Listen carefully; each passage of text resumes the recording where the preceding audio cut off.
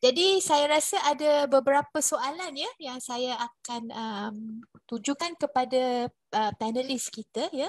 Jadi saya akan jadi yang pertamanya, Assalamualaikum, bagaimana menjalankan sesi bimbingan kaunseling untuk kanak-kanak berumur 7 hingga 9 tahun ya.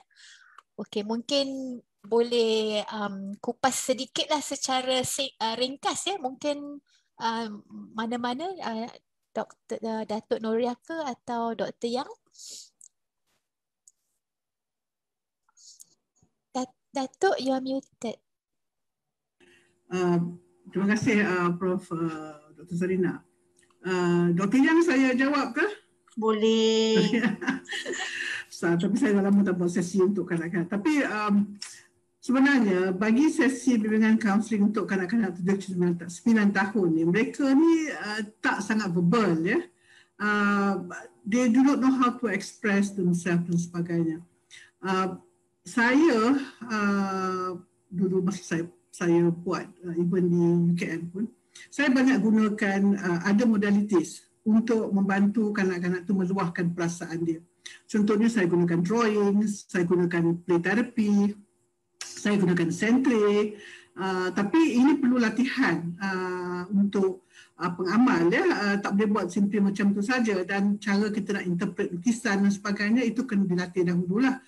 Sebab dengan kanak-kanak 7 hingga 9 tahun ini mereka agak sukar untuk menyatakan perasaan mereka, menerangkan apa yang berlaku dan sebagainya. It takes time for us ya. Tapi ada juga yang boleh ya. So kita kena cuba dulu. Try buat verbal verbal therapy dulu. Agak-agak tak boleh, then switch modality kepada kaedah-kaedah yang lain. Ada banyak ya. Bolehlah kontak Dr. Hafidah Kastawi, dia juga pengamal terapi, Dr. Aziz dari UUM ya. Mereka menggunakan kaedah-kaedah atau approach yang berbeza lah. Even drawing, bacalah buku Kubler-Ross dan sebagainya. Saya sendiri pun belajar daripada Natalie Rogers, anak Carl Rogers. Dia adalah profesor saya tentang art therapy ya. Jadi itu kaedah-kaedah yang sesuai lah kalau kita nak jalankan sesi kaunseling dengan anak-anak yang bukan verbal sangat ya. Dan juga it depends on what kind of issue presented lah. Kanak-kanak tu apakah isu presentednya ya. Mungkin kita boleh buat history search sikit dan tengok apakah isu sebenarnya, dan then kita boleh gunakan kaedah yang sesuai dengan isu yang diketengahkan oleh anak-anak tu ya. Tapi pesanan saya, kalau nak gunakan kaedah-kaedah modality apa-apa jugalah ya, kena dapatkan latihan ya. Kalau tidak, nantikan the damage is more than the effort brought into the session, counseling sessions ya. Prof. Zarina?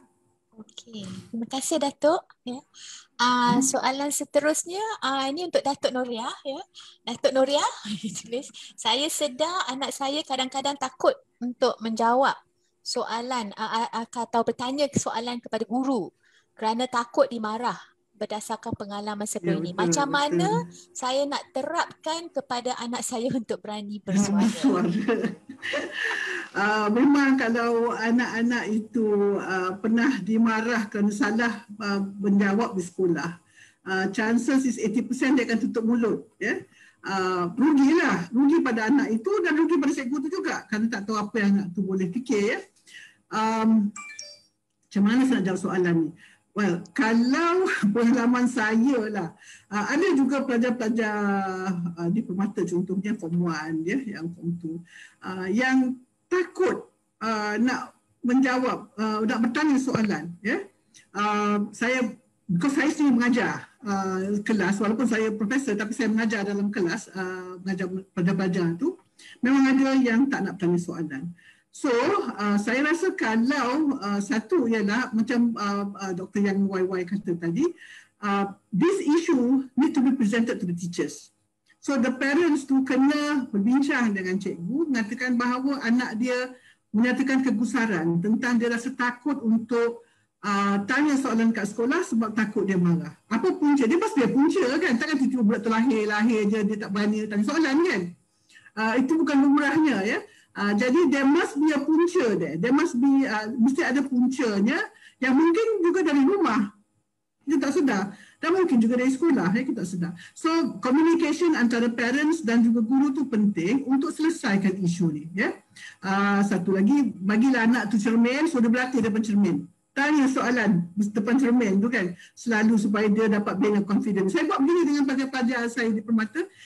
Ada yang bila nak pergi interview dan takut nak tanya soalan tu, kita berlatih dulu kat rumah supaya level confidence dia tinggi. Ya. So pada saya lah, communication antara ibu bapa dan guru tu penting. To know puncanya apa. Kenapa anak ini tak berani nak tanya soalan. Mak bapak juga kena perhati kat rumah. Adakah dekat rumah pun anak dia tak berani tanya soalan. Ya? Sedangkan dia dekat rumah. Kat sekolah tu orang asing, kat rumah ni mak bapak. Kalau katakan kat rumah pun dia tak berani tanya soalan. Dia hanya yes. Something is not right the way kita berinteraksi dengan anak kita. Ini mungkin menjadi rentetan dia di sekolah. Ya, di sekolah. Jadi there must be communication lah antara kedua pihak itu untuk membincangkan perkara ni. Ya, itu pandangan saya lah. Dr. YY mungkin ada pandangan beliau. Tolong bantu saya lah. Bagus Datuk. So macam tadi Datuk cakap lah, anak-anak kita pun dia ada cara dia sendiri, personality dia sendiri. Yang pengalaman kita banyak sekarang ialah kita nak jawapan yang betul. So kalau kita tidak memberi skop ataupun peluang untuk anak kita, kadang-kadang dia mencuba ya, dia akan memberi mungkin jawapan yang kita rasa tak masuk akal ke, lucu ke, tetapi kita boleh enjoy jawapan dia. Oh iya, macam tu ke? Dan kita bukan react by lah salah tu. So bila kita selalu betul dan salah, jawapan kita kepada anak kita pun betul atau salah je, lama kelamaan dia pun tak adalah rasa nak cuba. So I think that's the adding on lah to what Datuk say just now. Yeah. Terima kasih Datuk dengan Dr. Yang ya. Jadi bersama-sama kita petang ni Tan Sri Sharifah Hapsah ya, pengurusi Majlis Kebangsaan Pertubuhan Wanita Malaysia NCWO ya. Beliau ada maklumkan excellent presentation ya.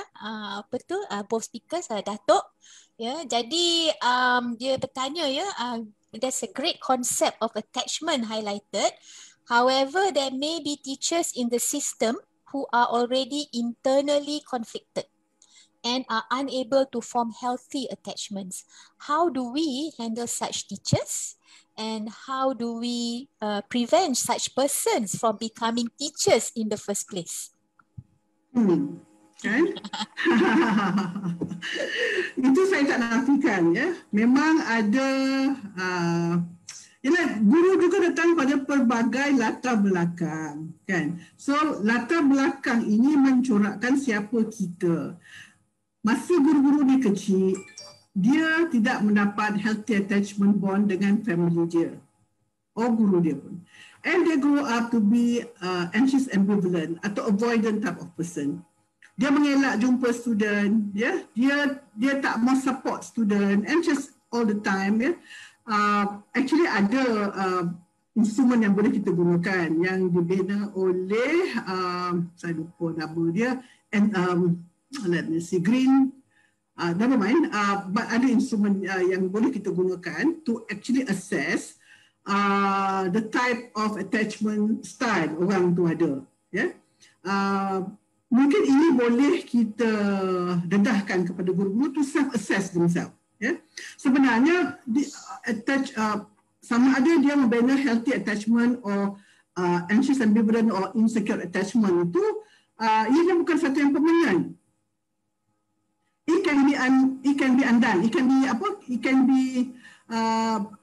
can reverse the process. Ya. Buat intervention ke atas orang itu dan sebagainya. Di sini, ini pandangan saya lah ya. Kita kena sedarkan guru itu bahawa isu of attachment ni penting. Sekarang ni saya tak nampak konsep ini diketengahkan dalam mana-mana latihan guru. Ya? Tak ada. Ya? Saya tahu macam di hospital, di Jabatan Psikiatri ada membincangkan isu attachment ini. It is important for the teachers to know. Jadikan ini sebagai salah satu daripada tajuk dalam psikologi perkembangan psikologi kanak-kanak. Yeah, one of the topics that will be discussed. While we are discussing the topic, guru sendiri akan perasan, ya, akan perasan sama ada dia sendiri ada healthy attachment atau unhealthy attachment. Dan kita galakkan guru, kalau dia ada unfinished business, dia kena resolvekan dulu sebelum dia graduate. Kalau tidak nanti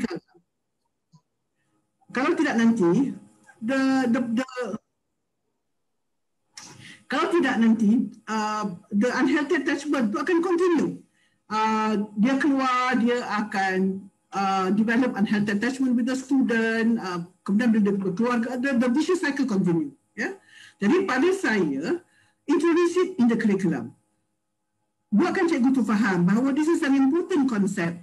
Macam kita belajar psikologi kan, di clinical psychology pun belajar benda ni, that it is important to develop healthy attachment because a healthy person who attach to someone secara healthy akan jadi orang yang sangat balance pada dewasa with less mental issues dan sebagainya.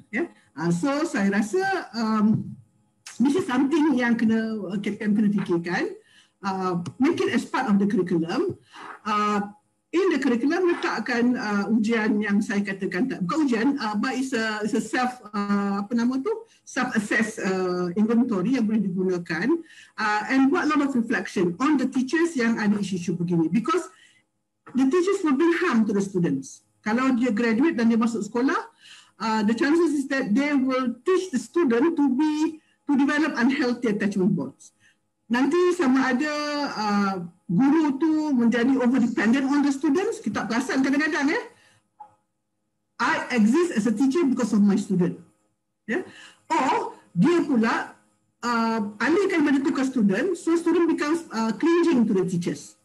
So kita tak nak tingkah laku develop in a very healthy environment yang kita nak bina dalam sekolah yang selamat tu.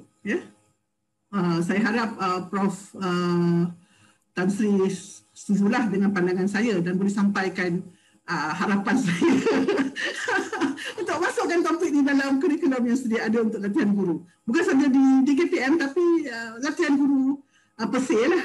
Yes. Terima kasih Datuk. Ada satu soalan ni, saya rasa mungkin pada Dr. Yang ya. Doktor, bagaimana saya perlu respon kepada murid yang mengadu yang mereka ada masalah mental yang teruk, termasuk ada cubaan suicide dan mencederakan diri, mereka tidak selesa dengan kaunselor dan kebanyakan tidak mahu parent tahu. Jadi sebagai guru di sekolah, yang anak murid itu approach mendekati anda mesti kerana dia percaya kepada anda. Macam Datuk cakap tadi, dia dah ada perasaan trust sebab cara anda layan anak tersebut ataupun anak murid tersebut. I think that's a good start, because sometimes although we might not be the professional to treat the child, but we can be the support system. So that's what teacher can be lah, the support system. Tapi dalam keadaan ini mungkin anak itu sebenarnya dia crying out for help, dia tengah reach out lah, dia pun tahu ke mana untuk dapatkan. So bagus untuk berbincang ataupun nasihatkan dia, bagi option dekat dia. Sebab kita takkan paksa, even in a counselling relationship, tak adalah you mesti jumpa counselor ni ataupun you mesti jumpa doktor tu. Kita rasa okay, dia rasa tak selesa, adakah kerana di sekolah yang sama dan dia tidak mahu orang lain tahu ataupun dan sebagainya. So have a conversation. Ingat bila anak ataupun anak murid ni dia datang pada kita dan bercakap ataupun berkongsi, so kita boleh gunakan peluang itu untuk memahami dengan lebih lanjut dan option dia. So kita ada daripada NGO dan juga kepada hospital lah. So ada option-option untuk dia mendapatkan bantuan. Dan saya rasa semua cikgu boleh link dengan NGOs around you dan juga kepada universiti dan juga klinik kesihatan dan juga hospital. Sebab kadang-kadang mungkin kita tak cakap pasal psikiatri, tapi even klinik kesihatan pun mereka ada saringan kesihatan mental lah yang boleh dibuat. Anything from Datuk? I think that's good. Reach out. Yang pentingnya reach out. Jangan sampai kita lihat anak itu sudah at the age, at the age of the cliff, baru kita nak perlukan bantuan. Actually simptom awal kita boleh nampak. Cuma kita kena prihatin lah. Kita kena perhatikan, look around, tunjukkan bahawa we care. to see what's happening in the child. Lepas tu reach out to others kalau kita tak boleh bantu anak tu. Jangan kita fikir kita boleh bantu. Dan kita cuba ya, and it brings more damage to the child. So kekal berhubung and then have that open channel to talk. Sebab kadang-kadang mungkin dia buntu dan bila dia bercakap tu dia pun rasa lebih better. So I think that's the powerful position that teachers are in lah. To be the trusted person. Terima kasih. Soalan seterusnya, saya nak tanya tentang menjelaskan expectation kita kepada pelajar semasa kita ambil mereka dalam kelas. Sama ada expectation kita capai atau tidak at the end. Itu soalan dia. Pada saya sebutkan tadi bahawa kita kena jelaskan ekspektasi kita kepada murid dan minta murid jelaskan ekspektasi dia terhadap kita dalam PDP itu. Tapi of course kita tak perlulah kata at the end of the day, okay, semua orang ekspektasi tak tercapai. Semua gagal dalam apa yang saya cuba sampaikan. You know, kita boleh assess, kita boleh assess secara lembut dan lihat apakah pencapaian pelajar itu dan adakah mereka mencapai ekspektasi tersebut. Dan from the observation, kita boleh buat observation. Here I'm talking about, let's say kita nak bina one of course kita ada learning outcomes kita yang kontennya. Tapi let's say lah katakan kita at the same time kita juga one of our objective is to help them work as a team. Dan kita bagus tahu student pelajar tu bahawa okay now saya nak semua bekerjasama dan sebagainya kan. So kita perhatikan, kita observe what's happening in the class dan sebagainya. At the end of the day, kita tak payah cakap, okay, awak semua gagal. Tak payah kata macam tu. Kita kata, okay, saya pada awal tadi, kita kata kita cuba bekerjasama. Saya nampaklah betul berlaku, tapi cuma kita boleh improve lagi. You know, it's good for the students to know tentang ekspektasi yang kita cuba capai. Tapi at the same time, kita kena ingat, kita juga tanya ekspektasi murid terhadap kita. Adakah itu juga tercapai? So, saya rasa, kalau nak tanya student sama ada, nak bagi tahu dia sama ada ekspektasi kita tercapai ataupun tidak at the end of the class tu, kita bolehlah bagi tahu secara sembang santai dengan pelajar apa yang kita perhatikan dalam kelas. There's no hard fast rule kat sini. Cuma at the beginning of the class, students tahu what to expect. Dan student juga bagi tahu kita what to expect. Dia katalah, cikgu kami nak cikgu bantu kami kan. So nanti kan kalau katakan kita tak bantu dia kan. Dia kata cikgu expect kita betul tapi cikgu tak bantu kita. So expectation is only one way. Jadi benda macam ni lah kita kena perhatikan dan juga kita kena be honest to the students. Bila berkomunikasi tentang ekspektasi ni. Tapi having a clear expectation would help both students and teachers. Terima kasih. Saya rasa yang seterusnya hanya komen tadi saya agak panjang jadi saya summarize sajalah sebab dia kata dia sukalah dengan quote healthy child makes a healthy adult dan beliau juga konklusinya ibu bapa guru perlu bekerja sama dengan rapat lah jadi itu saja. Dan seterusnya okey, jadi Assalamualaikum. Mungkin ni telah dijawab separa sebelum ni. Apabila kesan pertautan bermula di awal sudah terganggu, khususnya di rumah, bagaimanakah saluran kedua iaitu sekolah dan guru itu sendiri untuk membentuk persekitaran yang sihat kepada pelajar? Okey. Dia sebenarnya bila di rumah, parents is the primary caregiver. Bila di sekolah, pelajar kat sekolah, murid kat sekolah dalam 5 jam, 6 jam The teachers becomes the primary caregivers. The role of the teachers as a primary caregiver sama dengan the role of the parents as a primary caregivers. Kalau katakan di rumah, pertautan tu terganggu. Parents are not showing the trust, parents are not communicating dengan baik, whatever, and students felt alienated with the parents. Now, kalau katakan di sekolah, cikgu provide the secure base, cikgu provide the healthy attachment bond. anak itu sekurang-kurangnya dapat belajar daripada guru bahawa not all the time dia akan kehilangan a secure base. There's a secure base yang dia boleh turn to. Ya? Tapi parents jangan terkejutlah kalau nanti bila ada masalah, murid ini nanti, anak dia nanti akan pergi jumpa cikgu dia and tell the teachers all her secrets but not to the parents. Ya, ada parents akan jumpa saya, dia kata, kenapa anak saya tak cerita kat saya dulu, doktor ya, kenapa dekat you semua dia cerita? Anak ni, macam saya kata tadi, anak, tak kisah kita pun lah. Kita akan sentiasa mencari a secure base where we can be ourselves in a very comfortable zone. Kalau kat rumah tak ada, dia cari tempat lain. Kalau sekolah tak ada, dia cari kawan-kawan. The peers. So, kita nampak ada anak-anak yang habis sekolah, dia tak balik rumah, dia pergi jumpa kawan-kawan dia. Kat sekolah, cikgu garang. Dekat rumah, mak tak peduli, pak tak peduli. Dekat luar, kawan-kawan dia yang motorbike, apa nama ni, mak rempit dan sebagainya. Itu geng yang paling baik, yang really, hey bro kan. Hey bro. Yang embrace dia, I go to the person that embrace me because these are the one that I feel secure with. So, kalau, tuan-tuan perempuan ya, kalau kita dapati anak kita lebih pergi kepada cikgu dan kepada kita kena tanya diri kita, are we providing a secure base untuk anak-anak itu balik rumah? Bila dia balik rumah, ada tak kita terima dia dengan open arms? Hug dia. How many times do we hug our children every day? Tanya dia how's the school? Tanya dia nak makan apa? Tanya dia homework apa? Boleh tak mama bantu? Ya? So, are we doing this?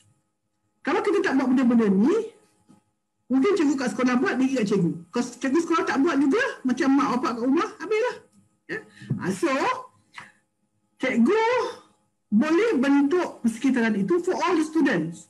Kalau dekat rumah berlaku benda yang sama, is reinforcement. Baguslah, Alhamdulillah. Kalau kat rumah, mak buat, ayah buat, reinforced by the teachers, anak tu grow healthily. Kalau dekat rumah, mak ayah tak buat, cikgu buat kat sekolah, anak tu pergi kat cikgu. Kalau mak ayah buat kat rumah, cikgu tak buat kat sekolah, anak tak nak pergi sekolah. So, itu pilihan kita. Kan? Yang bagusnya, macam Dr. YY katalah, Dr. Yang katalah, everybody, all the stakeholders have to sit down and discuss what's best for the child. Ya, yang pentingnya pendidikan untuk anak. Bukan pendidikan untuk kita, pendidikan untuk anak-anak. Betul, Serina ya? Okay, mungkin ada satu soalan yang akhir lah ya sini. Pada musim pandemik ini, komunikasi guru dan waris melalui telefon dan chat group, bagaimana hendak tarik perhatian ibu bapa untuk respon ya, mengenai pembelajaran dan tingkah laku anak mereka. Ya, sebab mungkin ada masalah mereka tidak mahu pick up ya. Okay. Ya. Yeah. Maybe Dr. Yang kot, ya. Ini bukan. Sebab tadi kita cakap tekan kan, stres ni bukan saja cikgu tapi ibu bapa lah. So dalam keadaan tersebut mungkin timing itu tak sesuai untuk kita. Jadi kita boleh make it open, bagi option boleh bila saya boleh telefon lagi ataupun ini tentang apa, sebab kita tak tahulah, mungkin dia sedang avoid phone call daripada siapa kan, daripada bos dia ke, daripada klien, kita tak tahu. Jadi bila dalam keadaan ini, apa yang kita boleh buat ialah kita open our mind to possibility. Daripada kita rasa, oh dia tak nak angkat sebab saya, dia tak nak angkat phone saya. Mungkin bukan sebab tu.